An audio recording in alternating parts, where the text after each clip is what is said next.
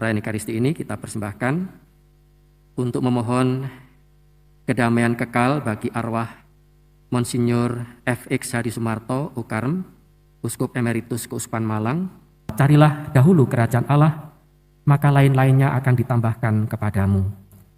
Saudara-saudari yang terkasih, setiap kali kita merayakan Ekaristi, setiap kali kita pergi ke gereja, kita pertama-tama menonjolkan rasa lapar dan haus akan firman Tuhan.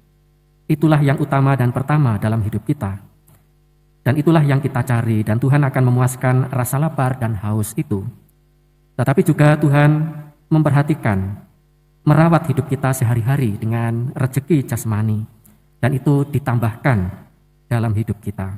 Mari kita jaga semangat ini dalam perjalanan hidup beriman kita sebagai orang beriman, yaitu pertama-tama kita tonjolkan, kita pupuk, kita rawat rasa haus dan lapar akan firman Tuhan, dan yang lain-lain Tuhan juga akan perhatikan, bahkan lebih daripada yang kita mohon, yaitu yang kita butuhkan dalam keseharian hidup kita.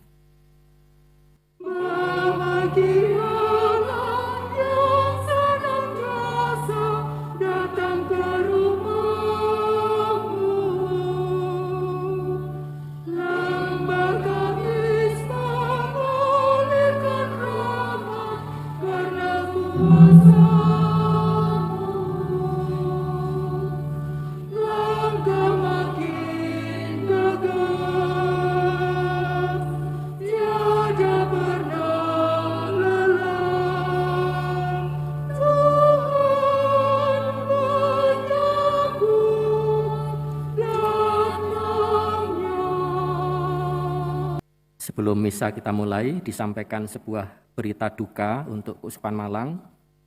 Tadi pagi pukul 3:30 telah meninggal dunia Monsinyur F.X. Hadi Sumarto, Ordo Karmel, Uskup Emeritus Keuskupan Malang di Jakarta.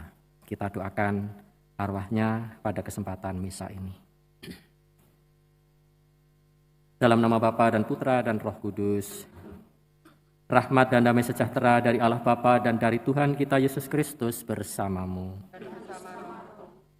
Saudara-saudari, marilah kita mengakui dosa-dosa kita, supaya kita layak merayakan misteri suci ini.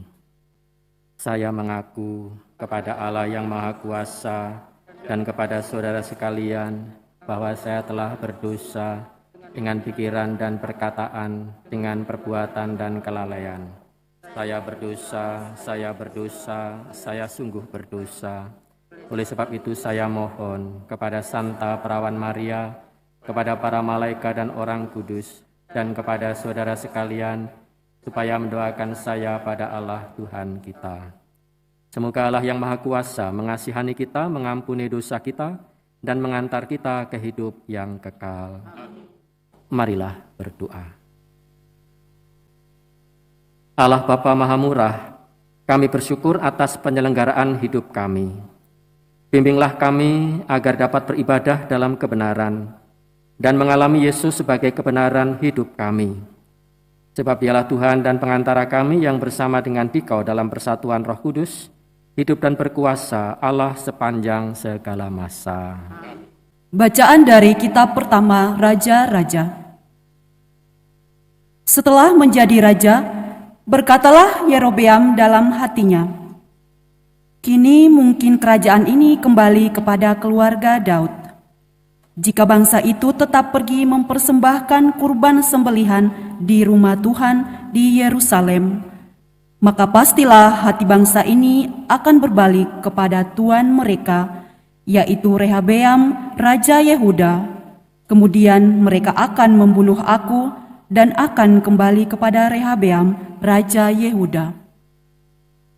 Sesudah menimbang-nimbang, raja membuat 2 anak lembu jantan dari emas. Lalu ia berkata kepada mereka, "Sudah cukup kamu pergi ke Yerusalem. Hai Israel, lihatlah sekarang Allah-Allahmu yang telah menuntun engkau keluar dari tanah Mesir." Lalu ia menaruh lembu yang satu di Betel dan yang lain ditempatkannya di Dan. Maka hal itu menyebabkan orang berdosa, sebab rakyat pergi ke Betel menyembah patung yang satu dan ke Dan menyembah patung yang lain. Yerobeam membuat juga kuil-kuil di atas bukit-bukit pengorbanan dan mengangkat imam-imam dari kalangan rakyat yang bukan dari Bani Lewi.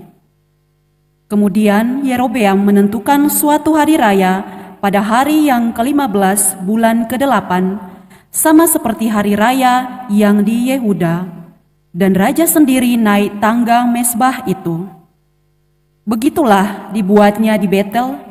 Ia mempersembahkan kurban kepada anak-anak lembu yang telah dibuatnya itu, dan ia menugaskan di Betel imam-imam bukit pengorbanan yang telah diangkatnya. Raja Yerobeam tidak berbalik dari kelakuannya yang jahat itu, tetapi mengangkat pula imam-imam dari kalangan rakyat untuk bukit-bukit pengorbanan. Siapa saja yang mau, ditahbiskannya menjadi imam untuk bukit-bukit pengorbanan. Dan tindakan itu menjadi dosa bagi keluarga Yerobeam, sehingga mereka dilenyapkan dan dipunahkan dari muka bumi. Demikianlah sabda Tuhan. Syukur kepada Allah. Ingatlah akan daku ya Tuhan, demi kemurahan-Mu terhadap umat. Ingatlah akan daku ya Tuhan, demi kemurahan-Mu terhadap umat. Kami dan nenek moyang kami telah berbuat dosa, kami telah bersalah, kami telah berbuat fasik. Nenek moyang kami di Mesir tidak memahami perbuatan-perbuatan-Mu yang ajaib. Ingatlah akan daku ya Tuhan, demi kemurahan-Mu terhadap umat. Mereka membuat anak lembu di Horeb dan sujud menyembah kepada patung tuangan. Mereka menukar yang mulia dengan patung sapi jantan yang makan rumput. Ingatlah akan daku ya Tuhan, demi kemurahan-Mu terhadap umat. Mereka melupakan Allah yang telah menyelamatkan mereka, yang telah melakukan hal-hal besar di tanah Mesir, yang melakukan karya-karya ajaib di tanah Ham, dan perbuatan dahsyat di tepi laut Teberau. Ingatlah akan daku ya Tuhan, demi kemurahan-Mu terhadap umat. Haleluya, haleluya, haleluya.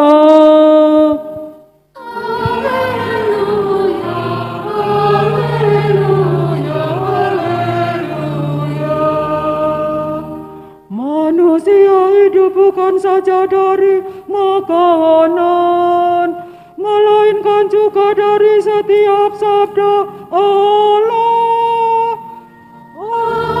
Haleluya, haleluya, haleluya. Tuhan bersamamu. Inilah Injil suci menurut Markus. Sekali peristiwa, sejumlah besar orang mengikuti Yesus. Karena mereka tidak mempunyai makanan, Yesus memanggil murid-muridnya dan berkata, "Hatiku tergerak oleh belas kasihan kepada orang banyak ini. Sudah 3 hari mereka mengikuti aku, dan mereka tidak mempunyai makanan. Jika mereka kusuruh pulang ke rumahnya dengan lapar, mereka akan rebah di jalan, sebab ada yang datang dari jauh." Murid-muridnya menjawab, "Bagaimana di tempat yang sunyi ini orang dapat memberi mereka roti sampai kenyang?" Yesus bertanya kepada mereka, "Berapa roti yang ada padamu?" Jawab mereka, 7. Lalu Yesus menyuruh orang banyak itu duduk di tanah. Sesudah itu Yesus mengambil ke-7 roti itu, mengucap syukur, lalu memecah-mecahkannya dan memberikannya kepada murid-muridnya untuk dibagi-bagikan. Dan mereka memberikannya kepada orang banyak. Mereka mempunyai juga beberapa ikan. Sesudah mengucap berkat atasnya, Yesus menyuruh supaya ikan itu juga dibagi-bagikan. Dan mereka makan sampai kenyang. Kemudian orang mengumpulkan potongan-potongan roti yang sisa sebanyak 7 bakul. Mereka itu ada kira-kira 4.000 orang. Lalu Yesus menyuruh mereka pulang. Akhirnya Yesus segera naik ke perahu dengan murid-muridnya dan bertolak ke daerah Dalmanuta. Demikianlah sabda Tuhan. Saudara-saudari yang terkasih, kedua bacaan suci yang baru saja kita dengarkan menampilkan dua kepemimpinan, dua penggembalaan yang bertolak belakang. Kepemimpinan Yerobeam, Raja Israel, dan juga kepemimpinan yang berbeda, yaitu kepemimpinan dan penggembalaan Yesus dalam Injil. Kepemimpinan Yerobeam dalam bacaan pertama adalah kepemimpinan yang palsu, yang menyesatkan. Karena ambisi politisnya membuat dia takut bahwa rakyatnya akan beribadah ke Bait Suci di Yerusalem, dan dengan demikian lalu bisa beralih atau kembali kepada kerajaan Daud dan Salomo.